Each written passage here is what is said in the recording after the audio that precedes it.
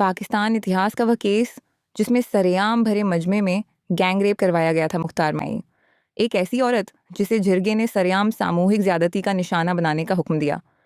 جون 2002 کی ایک گرم دوپہر پنجاب کے ضلع مظفر گڑھ کے ایک چھوٹے سے گاؤں میروالا میں ایک ایسا واقعہ پیش آیا جس نے نہ صرف پاکستان بلکہ پوری دنیا کو ہلا کر رکھ دیا۔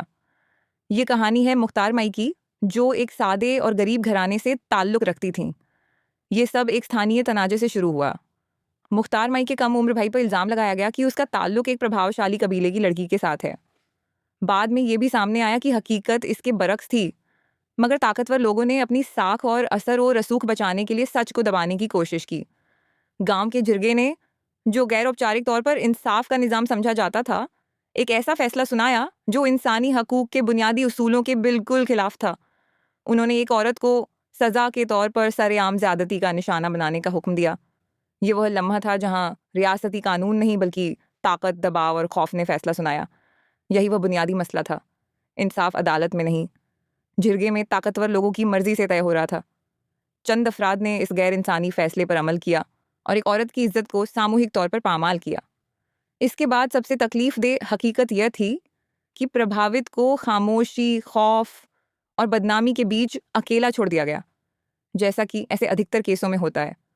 لیکن مختار مائی نے وہ راستہ نہیں اپنایا جو سماج اکثر پربھاوت لوگوں پر مسلط کرتا ہے۔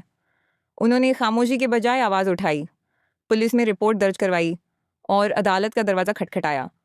یہی وہ لمحہ تھا جب یہ کیس صرف ایک دیہاتی واقعہ نہیں رہا بلکہ پورے ملک کے ضمیر کا امتحان بن گیا۔